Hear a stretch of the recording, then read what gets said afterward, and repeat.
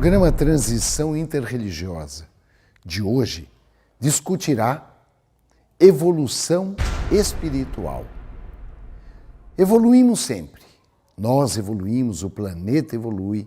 Apesar do mundo de provas e expiações, a evolução é uma constante. A evolução é resultante. A evolução é certa. Como a sua religião encara a evolução espiritual? O budismo ele não tem um conceito de evolução espiritual.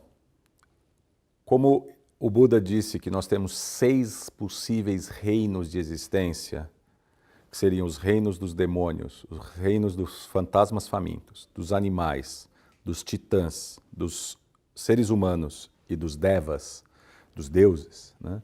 Nós podemos transmigrar por esses mundos, por esses reinos, ao longo das várias existências que nós temos.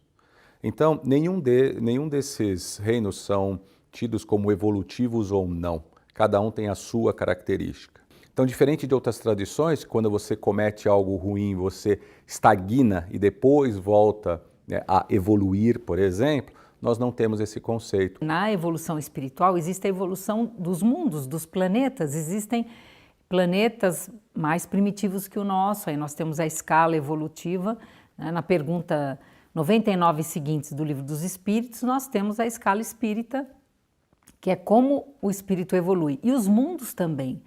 E a nossa evolução enquanto espírito, ela tem sintonia e tem afinidade com o planeta em que nós estamos no nosso momento evolutivo.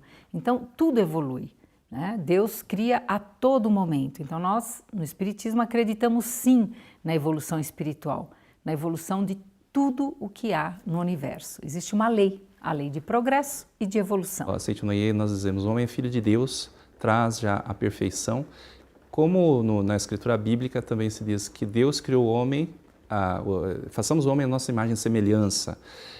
Então essa imagem e semelhança é o nosso eu real. E o trabalho de evolução espiritual é justamente projetarmos esta perfeição nesta tela, comparando com o cinema, nessa tela de tempo e espaço. Então esse é o sentido da evolução e nós nos conscientizarmos desta perfeição. Quer dizer, algo que já é perfeito originalmente, então revela essa perfeição. Não algo que é imperfeito e vai se aperfeiçoando gradativamente. Mas agora, esse sentido de evolução espiritual é um trabalho contínuo, eterno, cada vez mais vamos mais perfeitamente revelando esta perfeição. A evolução do judaísmo, vamos falar da religião judaica, é algo que acompanha o desenvolvimento do intelecto do ser humano. Então, hoje em dia, quando vivemos num século em que não há mais fronteiras, onde não há mais diferenças de línguas, porque qualquer um pode interpretar a língua através de várias ferramentas, também há uma evolução constante da espiritualidade, porque o ser humano cada vez mais evolui através da sua forma de encontrar ou não a espiritualidade. É possível o ser humano regredir, espiritualmente falando? No processo de evolução, o espírito nunca regride. É sempre um processo de ascendência espiritual. O que sim pode acontecer e frequentemente acontece é uma estagnação. A involução, nós não acreditamos nela, acreditamos sim no processo sempre constante de ampliação de consciência, de evolução de consciência. O sentido dessa evolução é justamente adquirir experiência. Então, todos os nossos atos, todos os nossos pensamentos, as nossas palavras vão agregando experiências. Então, num certo sentido, tudo é evolução, tudo nos impulsiona adiante. Mas existem certas atitudes que às vezes nos fazem permanecer estacionários e também como nós geramos vibrações, cargas mentais que constituem karmas negativos. Então, aparentemente, há uma regressão. O ser humano sempre pode regredir. Isso depende da sua cultura. Se nós cerceamos a cultura do ser humano, vamos dizer que nós façamos que ele tenha uma vivência como há centenas de anos atrás.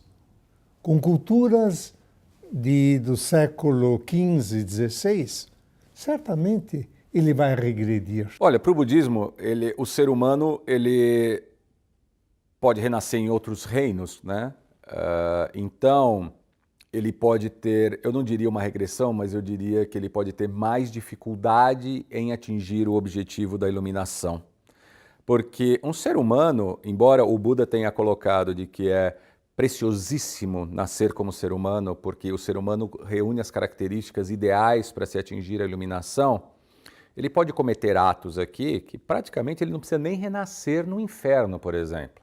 Se você olhar uma condição carcerária do Brasil, para mim aquilo deve ser coisa muito parecida com o inferno. O que fazer para o aperfeiçoamento espiritual? No momento que nós queremos nos tornar pessoas realmente que crescem espiritualmente com constância, é a necessidade da disciplina. Mas essa disciplina para quê? Justamente para nos aperfeiçoarmos no amor. O apóstolo Paulo, então, ele fala dos dons do Espírito Santo, mas coloca como o principal o amor. E agregando a isso, o ensinamento da santidade, o ensinamento da gratidão. No momento que nós manifestamos a gratidão, então todas as coisas vão ao seu devido lugar, porque quando nós temos gratidão, estamos reconhecendo a perfeição original. Então esse é o que nós dizemos. Trabalhe muito a gratidão, mesmo que não sinta gratidão. A palavra é Deus. No budismo nós temos várias práticas, né? O Buda deixou várias práticas para nós, escritas nos sutras, que são as escrituras budistas, e essas práticas são métodos que ele delineou para atingirmos a iluminação. A principal delas, sem dúvida nenhuma, é o que nós chamamos de atenção plena, né? Essa atenção plena, ela é a base de todas as práticas budistas.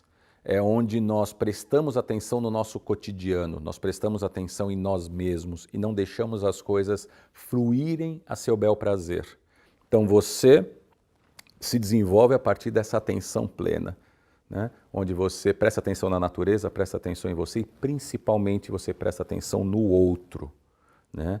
Porque aí você tem a compaixão. A compaixão é quando você presta atenção em alguém e se coloca na posição dessa pessoa. Com isso você vai se transformando. O judaísmo, desde o início, foi uma cultura onde o ensinamento faz a base do desenvolvimento humano. Não entregar o peixe, mas ensinar a pescar. O que todos nós podemos fazer para o nosso aperfeiçoamento espiritual, a doutrina espírita também deixa bem claro, né? Há uns anos atrás se usava muito a palavra reforma íntima. Hoje se fala muito em transformação íntima. Um nome ou outro, o reforma íntima ele sugere uma casa em reforma, né? Que nós estamos sempre nos burilando e transformando para que cada dia possamos ser melhores. É um aperfeiçoamento contínuo. Então esse é a tarefa de todos nós, sermos hoje melhores que ontem e amanhã melhores que hoje, em todas as dimensões possíveis para cada dia. Entendemos que evolução espiritual passa pela mudança de atitude, pela obra que é construída. Ledo Ivo já nos dizia: o que sobra é a obra, o resto só sobra. Acesse as nossas redes sociais. Até a semana próxima, se Deus quiser.